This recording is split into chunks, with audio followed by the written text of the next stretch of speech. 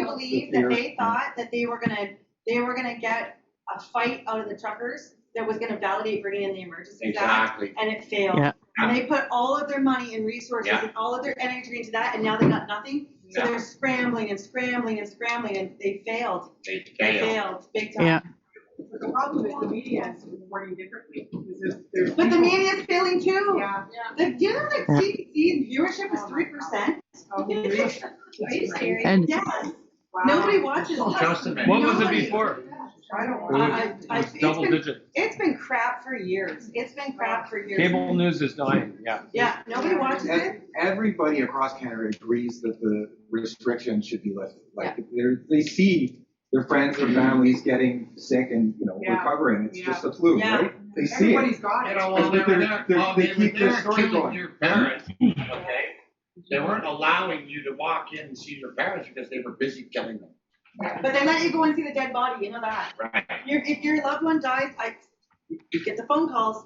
If your loved one, at the time, things have changed. Oh, actually, I'll talk about that at the hospitals. I'll talk about that quickly. Just a recap of I wasn't here last week, so I'll talk about that. When their loved one was in the hospital sick, they wouldn't let them in. When they die, come on in and look at the body. Yeah. Sadistic motherfuckers. Guess what happened in the state? What? To validate where they're getting their money, right? So, person I know, her husband died 2 months ago.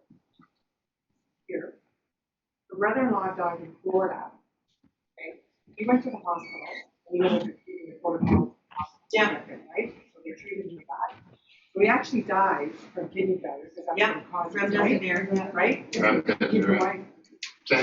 So he died. He didn't die of kidney failure. He died of COVID. Yeah, you know what they gave her? $9,000 to shut her up. What? $9,000. Well, the hospital gets $100,000 for every death they sign on. What do you mean they give her a check and they? She's why are you giving me $9,000 because they don't want her to say. Did they get her to sign here? I'm not sure if she. I'd be like, no, you can keep that. You can your chum change. No, I would take it and still blow the whistle on it. Yeah, same. Like $9 million. She got $9,000. I think that That's how you play that game.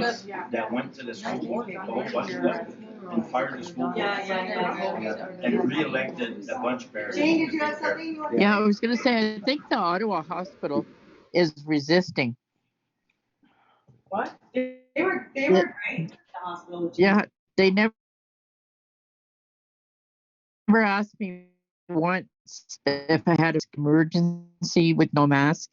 The only time they ask for a mask is in the hallway. And then they said, but as soon as you get where you're going, you can take it off again. And that's it. But nobody asked me about COVID, not one word anywhere. And nobody asked me about a vax. So I went to visit Jane. COVID only stops hallways. Yeah. But it doesn't go to and even shit, it was just like, well, this is like what they want kind of thing. They weren't acting as though it was any kind of precaution or anything. They're just over it, like in my view, like they've had enough. And really nice. So I went to see Jane and I forgot about the bullshit. So I walked in and I was like, I walk in like, oh, stop, I need we need to see your ID and vaccine passport. And I'm like, oh, I don't think so. Blah, blah, blah, blah. And I said, no, I'd like to speak to the patient advocate, please. And then this little girl came over and I was like, listen here, everything you're doing is illegal. I said, well, it's our policy. I said, yeah, it's a private policy in a public hospital with public services funded by public dollars. So no, you don't get to supersede legislation. And I was like, this. She was just like, I don't give a shit. Then the patient advocate came over and went, yeah, no problem, come on in. And off I went. And I went to see Jane. Now, she gave me a hard time about the mask, so I complied, guys, and I showed my mask exemption for Jane. Only for Jane. I had super great for Jane. So it was that easy. Of course, I was mad, so I was educating all of them, and they were just like, we don't care. And then the patient advocate came. I didn't have to say anything to her. She just went, okay, off we go. And now today, a fellow patriot, Monica, and her husband Renee, who own Taco El Asador in Toronto, actually it's like right beside my house, who were defying the orders, no mask, no Here, mask. Mojo. We can hear you, Jane. Oh, sorry. She called me yesterday. Her husband Renee, listen to this garbage. Her husband Renee, they own a restaurant. He needs his hand. He pulled his bicep. When he went into the hospital, they put him in a portable that looked like a fishing shed. The wood wasn't even finished. It was like the particle board. And they left him in there by himself. Didn't do an ultrasound, didn't do anything. The guys, I mean, I've never seen someone's bicep get ripped off. Ouch, right? So then they did surgery. Now he can't use his hand. His hand is useless. So there's problems there. You know what the surgeon said to him? You can write with your left hand. So anyway, he's dealing with this shit. And when you're dealing with that, you want somebody to come with you. You don't want to be by yourself. They were denying his wife the ability to come with him. So I called her and I said, I'm going to send you an email with all of this stuff. She messaged me like 2 hours later with a picture of herself in the hospital. So guys, talk to the patient advocate. It's the Healthcare Consent Act, Section 11, regarding informed consent. And I want to clarify something about informed consent. Informed consent doesn't mean that you are informed. It means that A, you're informed of the risks. You make a decision and you inform them if you're going to do it or not. If. It's not, hey, I told you, now you have to do it. It's like, no. Informed consent means that you decide if you want to take that medical treatment. Section 11, Healthcare Consent Act. And when you say this to these people, the reason they put the both conditions in is because if they don't tell you the risks and you consent, that consent is negated later. Because if they didn't inform you, it's not a proper consent. And of course, yes, you can say no. Like once they do tell you about side effects, you can also say no. But the reason they say informed consent is because if they don't inform, it negates the consent. So, Section 11, Healthcare Consent Act. If you know anyone who has having issues like going in to see loved ones or getting medical care, just drop that on them. I think you should be careful with that. There could be retribution. My mom is in hospital right now and I can't see her. And I'm actually scared to go there and say something because why? I mean, I was with my family doctor. I asked him about ivermectin, right? And I spoke to him for an hour, right? And he was just get vaccinated.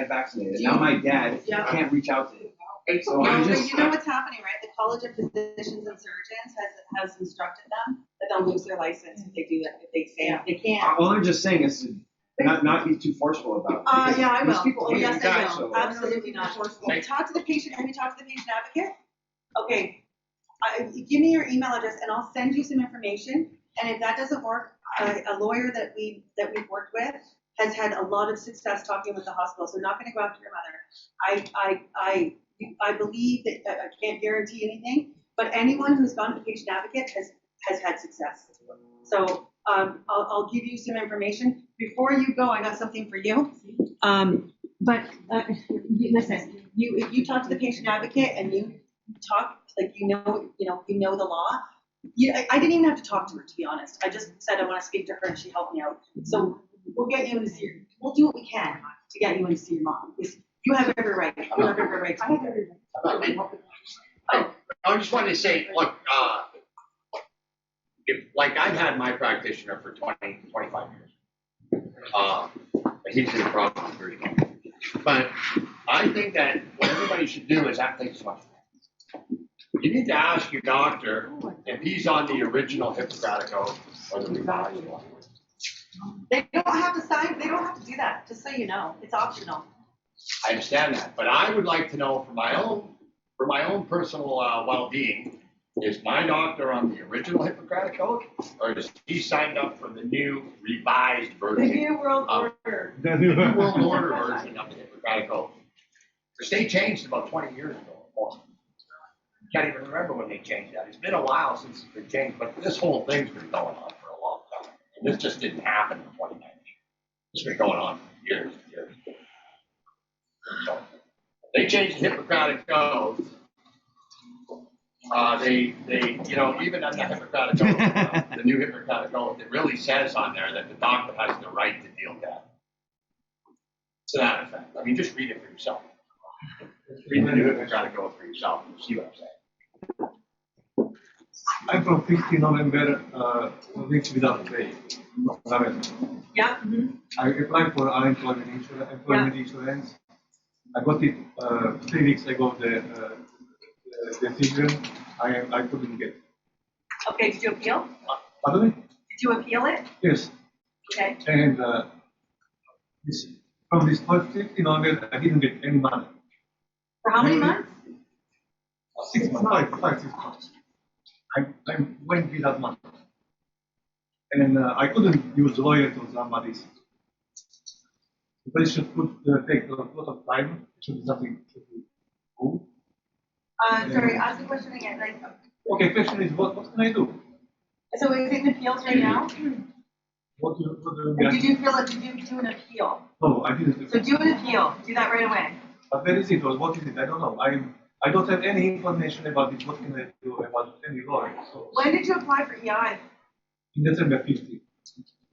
Jane? Get that trouble. Jane, are you there?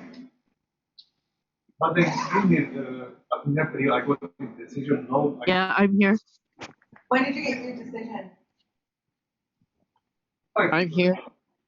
Asked what the right is. Like recently? Mind if I see it? I have to go because I was sick this time. What did you want me for?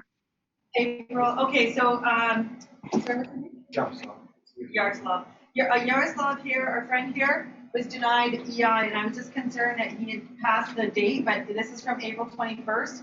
So he has 30 days from the time he's denied to appeal, correct? I think so, yeah. So you should appeal it right away. So you're gonna go, you can actually call them or go in and ask them how to appeal it. And they'll give you the forms to appeal it. You should do that right away because this is from April 21st and you only have 30 days. And give him that material that we got from the other day. I couldn't pay almost nothing my rent. Nothing. Yeah, no, I understand. So you, unfortunately, you have to go through the process. You have to appeal it. Do that right away, okay? And then also, so I'll get your email and I'll send it to you. Like before I leave, I'll send it to you. I'll email it to you. And actually, if you want to stay tuned, Dan, I'll email that information to you as well, so that I don't go home and forget. Okay? Yeah. So anyone who gets denied EI, appeal it immediately. Appeal it. I don't know what to do. Yeah. You can send me. Okay. I'll have a look with you. See if we can find what to do. I'm self-employed. I've never collected EI, so I don't know. But I'll do my best. And if not, you can do what you show us. Yes, exactly. Do you have to appeal it first? You want to start the appeal process first thing because you only have a window of time to do it.